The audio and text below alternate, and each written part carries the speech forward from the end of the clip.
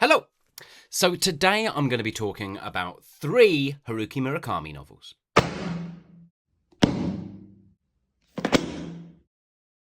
Now before I begin, I just want to point out that I got very lucky in a charity shop recently. I think someone basically decided to get rid of their entire Haruki Murakami collection. I think it was all of them. I think more or less, apart from some of the deep cuts, they got rid of everything. So I naturally grabbed everything except the novels I already had. And even in that instance, I got so excited in the moment that I literally just grabbed them all. So this is... there we are. That's what I grabbed. Some of those are duplicates.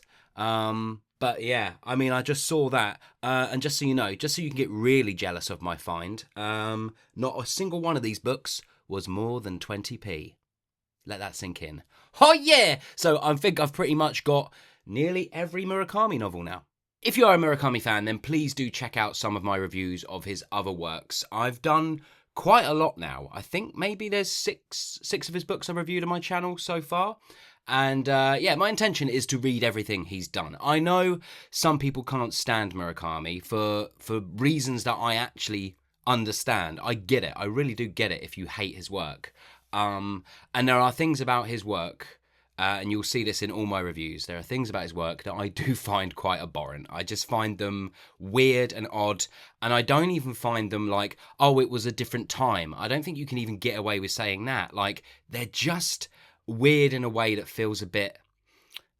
It just makes you feel a bit icky. And I've never understood his ridiculous obsession with women and their breasts. And I've said it before, I say it 1,000 times before, women do not care about their breasts as much as Murakami seems to think that women care about their breasts. However, even these things that make me feel a little bit icky, even these things that are very, very cringe and a bit weird, there is something in the magic of Murakami's writing that I love. Like, I absolutely adore it. Like, reading a Murakami novel for me is just the most relaxing, wonderful time. Like, I just get into his prose. The way his prose flows, the way his writing just moves through me and brings out my imagination, and everything he's doing. I don't know, there's a little bit of magic in his writing. It is just for me. So I am the type of Murakami fan who can absolutely identify the things in his work that I find a little bit abhorrent. However, I still absolutely adore his writing, and I still love jumping into a new novel. But there are some of you out there who will be like, nope, I'm done. I'm not reading any of his work because of the things that I've mentioned. And again, I get it. I get it if you're that type of person, especially if his prose doesn't work for you. But for me, god damn, I love it. So let's kick things off with A Wild Sheep Chase. Technically, this novel, I think, is number 2 or 3. I think it's number 3 in a kind of series of novels that are all sort of connected. However, from what I know, and someone could let me know if I'm way off in the comments, the two novels that are connected are A Wild Sheep Chase and Dance, Dance, Dance. So I decided to not do those other two. I decided to go straight in with this and then into Dance, Dance, Dance. So A Wild Sheep Chase is a surreal detective-ish novel in which our protagonist is on the search for a sheep with a star on its back. And this sheep is the only sheep of its kind in existence, hence the kind of mystery of the mysterious sheep with a star on its back. Expect Murakami's typical oddball characters that I especially love, and also a kind of sort of road trippy-esque dive into the surreal. It's based around themes of isolation and identity, and it's also looking at the surreal, the supernatural, and the absurd. Because I'm reviewing 3 novels today, I am going to keep everything quite short and snappy. I'm not going to go as in-depth as I normally do. I'm not going to go too deep into characters because I am trying to keep things short, but we have the nameless narrator as one of our characters, and the second main character, I would say, is his girlfriend, sort of at the time, the woman he's seeing with these kind of magical ears. I know, it's all a bit weird, but she has these magical ears. And then next up we have the Rat Man, and then we have this kind of mysterious person who sort of employs him or blackmails him kind of into finding the sheep. So what did I like and what didn't I like? What I liked. As always with Murakami's stuff, I love the writing. I can't wait. I could put a little montage together of the first comment I say of the thing that I liked with every Murakami novel, and it's always the same thing. Love the writing. Yeah, I love the writing. Even though this is one of Murakami's earlier novels, and you definitely can tell that he's getting into the swing of things with this novel, he's definitely sort of found it. I don't know if this is the one where it all seems to sort of come together, but I really feel like in this novel, he's finding his stride with his sort of prose and style. I just love the wonderfully weird atmosphere. Again, like most of Murakami's work, I love this sort of blending of the magical and the mundane together. They just create a sort of atmosphere that I love. I think Murakami has handled the humour in this one extremely well. I was really, really engaged by the mystery in this one. I found this to be quite a page turner. Once I was in and the pieces started to fall together, I was go, go, go, go, go. I found it had a really good sense of place and mood, especially when our protagonist goes to this dolphin hotel. There's like a dolphin hotel that is important in this novel and it's also important in the sequel, Dance, Dance, Dance, Dance. I found like the mood and the atmosphere of like that town and the hotel and everything, just beautifully brought to life. I thought the dialogue was quite witty and clever all the way through. I thought it was some really nice inventive plot beats, and again, it is dealing with the surreal and absurd, and it allows for some of those kind of tangents to play out in a really fun way. I thought it was some really interesting cultural references taking place all the way through. And I personally found it left me with a lot to think about. With the way it ended, the way it built, Yeah, and it made me, I think, I from what I can figure out, there's a character in this one called the Rat Man, who just suddenly sort of appears, and it feels like our protagonist and the Rat Man have this sort of bond that's built in something that exists before this novel. And it was the only point whilst reading this novel that I felt like there was something else I was maybe slightly missing. So I think that's where the other two novels or the other two short stories or whatever the hell they are, I'm not a Murakami purist when it comes to chronology, but whatever those two other novels are, I feel like they might cover a little bit of what I was missing in this when it came to the character of the Rat Man. But other than that, this felt like I wasn't really missing out on anything. What didn't I like? Some of the side characters are a little bit distant and needed a lot more development. The gender portrayals in this one are definitely dated. I do feel like the female characters are not pretty thin, they're extremely thin, and they sort of do dive into kind of male fantasy sort of, it's just, you can't escape it. They do have, they have more depth than they do in Dance, Dance, Dance, Dance, Dance, but again, it's just a problem with Murakami's writing in that sense. They felt very, very paper thin. And the last thing I didn't like, and I'm not going to hold it, it's not like a massive dislike, but I do feel like my connection emotionally to the protagonist could have gone a lot deeper. However, this is like it's a pulpy, detective-y-ish sort of noir-y kind of surreal, magical realism kind of adventure. And I don't really think I would have been like ripping through the pages as much and having such a sort of fun time with it if it was taking the time to go too deep emotionally with the protagonist. So I can't hold it against it too much, but I do feel like there are moments where I could have got a little bit more. Overall, I had an extremely fun time with this one. I thought it was excellent, actually, for its blend of its sort of detective elements, its magical realism elements, the absurd, the surreal, mixed in with the sort of mundane that balances so well against the magical, the quirky characters. It's just got a lot going on that I really, really enjoyed just for a pure sort of popcorny fun time. I'm going like 3.5 to 4 stars out of 5 with this one. I thought it was very good and in some moments excellent. Next up, we got Dance, Dance, Dance. So of course this is the sequel to A Wild Cheap Chase, and it continues the protagonist's journey. And just like the first novel, we are jumping back into the sort of absurd and surreal at times. It's not, I would say it's a lot more grounded in the now, in the real, than the first one, A Wild Cheap Chase. However, we do still have those elements taking place throughout. And we jump back into the kind of eerie world of the Dolphin Hotel. The themes in this one, I would say, are loneliness, consumerism, and definitely this longing to find meaning within a disjointed life, this sort of meandering through life and trying to find something to bring it meaning. Character-wise, we have, of course, the protagonist, our lonely protagonist, and most notably, I would say, are a 13-year-old girl who he ends up meeting sort of at the Dolphin Hotel and sort of becomes a kind of stand-in father figure for her, but he's also kind of a friend, and also it's a very weird relationship that I feel crosses the line a little bit. Well, never quite crosses the line, but it feels like it's teetering against the line. I found it really, really cringe and weird, and it made me feel icky, but they have that relationship. He also has a relationship with a sort of school friend who is now a very famous actor. And then finally, we have the young 13-year-old girl's parents. So what did I like and what didn't I like? What I liked. So again, it's the writing. Oh, the writing, buttery smooth, and the atmosphere. Writing, atmosphere, Murakami does it extremely well. I must admit, after reading the first novel, I was very excited to jump back into this world, to sort of, continue my journey with the protagonist and see where it leads us. I was on such a vibe with the first one, and this one, for the most part, does a good job at kind of continuing some of those threads. This does have some really great scenes in it. Overall, it's not the strongest, this book, but it does have some really memorable and quite haunting moments that take place. Some little scenes in it that I think I'm just going to remember for a long time to come. So this book did have something to offer. And finally, I think this book does capture this sort of sense of having an existential crisis, of searching for sort of this existential kind of the meaning of like this sort of meaning and purpose. I do feel like we really get to grips with that with the protagonist throughout this one, and I thought that sort of element was handled well. What didn't I like? First up, the relationship between the protagonist and the 13-year-old girl. Maybe it's just me. Maybe I'm a bit sensitive to these kind of things. I don't know. It's just, I was a bit like, oh, this is a nice friendship they've got. And then they would just talk about things, certain things. And I would just go, why are you...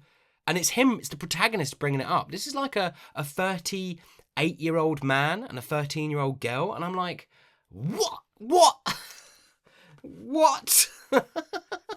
Fucking hell.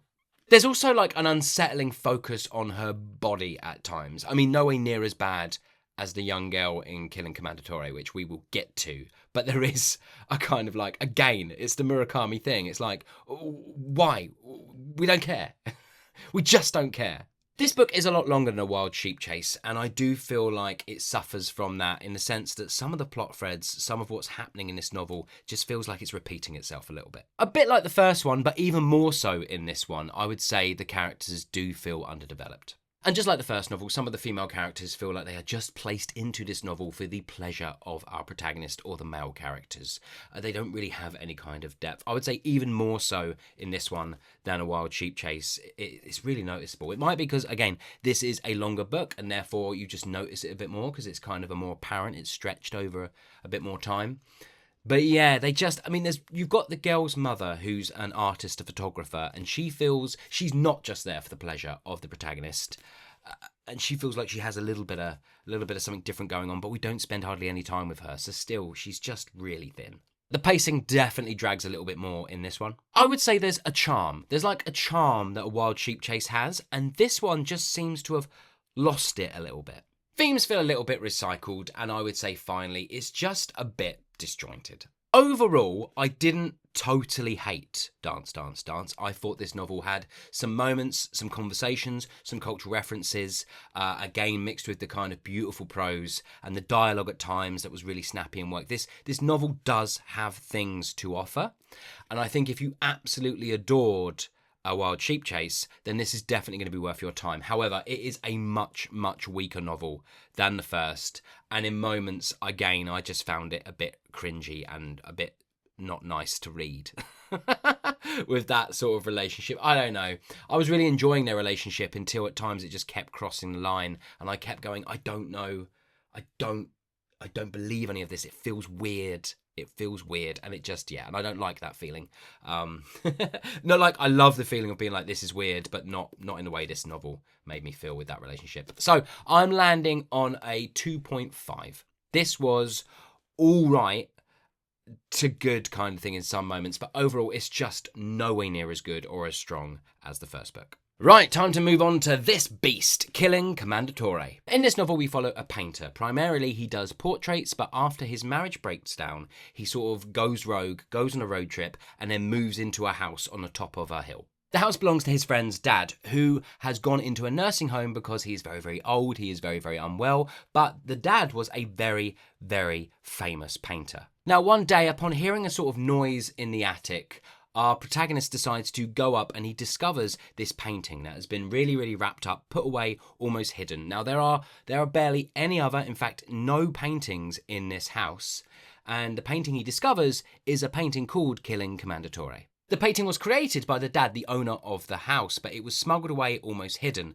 And by our protagonist taking this painting and hanging it on the wall, he almost opens up this portal that sort of lets things out, in a sense. And everything starts to get a bit surreal, a little bit weird, a little bit kooky from that point on. It's a kind of sort of metaphysical world in which metaphors within the painting and metaphors are sort of coming out and being brought to life. Themes of this novel, well, it's definitely looking at art and creativity, and I think that's one of the strongest aspects of this novel. We have the kind of power of metaphor, and finally, I would say it's looking at the sort of blurred lines between reality and imagination. So character-wise, we have our unnamed narrator, who is, taking us on this journey into the surreal. We then have Mensiki, I think it's Mensiki, who is a kind of wealthy, very uber-wealthy neighbour with, really, really white hair. Like, really white hair.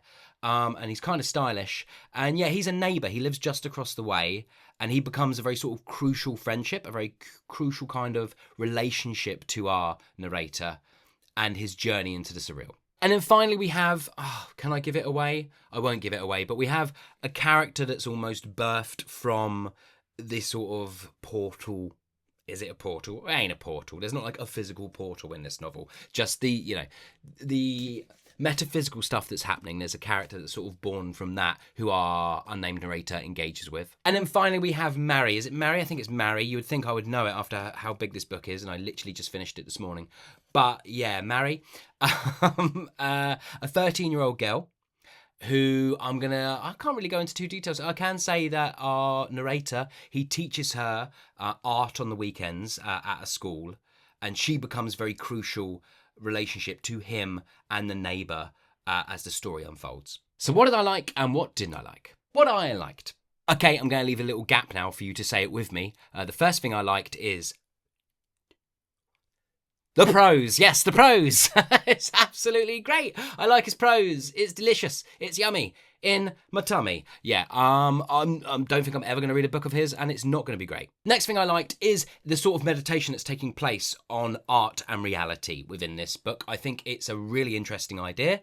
I think if this has been cut down a little bit, this could have been a really solid novel. But yeah, there's something within this that kind of its exploration of art and reality and metaphor and how all these things come together that I think is really, really interesting. I like how this novel is layering kind of like history with myth and sort of the personal struggle of the protagonist, and how all of those things are blending quite nicely with the surreal story that's taking place. Next up, I thought the mountain setting felt quite alive. I think it could have been pushed a lot further, considering how big this book is. I think I could have, I don't know, like I was more immersed in the world of Wild Sheep Chase, which is a quarter of the size of this novel, and the world within that than I was within this. But this does have its moments of bringing to life like the homes, the houses they live in, and the sort of atmosphere of the location. It does a decent job. And finally, as always, I'm never going to not enjoy the blend of the mundane with the magical. Those two elements blending together with Murakami's prose is always going to get some stars on the board for me. What didn't I like? It's way too long. It's over 600 pages, and this novel did not need to be. My God, it drags, and my God, it repeats itself a lot. I mean, a lot. I think you could be brutal with this one and cut over half of it and have a much, much stronger novel. It's way too long. Next thing I didn't like is some plot threads. They just vanish without any resolution whatsoever. And I know Murakami sort of skirts the line of doing this often in his work, but it was really noticeable in this one, especially as it's over 600 pages, he had the time. I didn't really warm to any of the characters in this novel. I thought I was gonna with the protagonist, the painter. I thought, like, I don't know, I had things in common with divorce and all that, and I was starting to sort of, find a connection with him, but no, it just sort of stopped, and I just stopped caring about anyone in this book. I think it might be some of the weakest characters of Murakami's writing I have ever read. I think I'm going to put it out there. I think this has his worst characters. I didn't click really with any of them. Next thing I didn't like is there are some surreal moments in this, and then they really go for it, and the surreal moments just sort of grow. And for me, they were a bit jarring. Normally, Murakami does a much better job at the blending going on between those things, but no, it just, later on in the novel, it just decides to go there. And I just went, I could have had my hand held a little bit more into this rather than just jumping. Yeah, it just didn't work. And the final thing I didn't like, and you're going to guess it, because it's the worst. I thought, so 1Q84 I heavily disliked. I think it might be up there with one of the novels I don't like the most out of Murakami's work. And it's really weird because I know a lot of people absolutely love it. And here's the thing, I thought 1Q84 had some of the most fantastic stuff in it. I was so in story-wise. I absolutely loved it.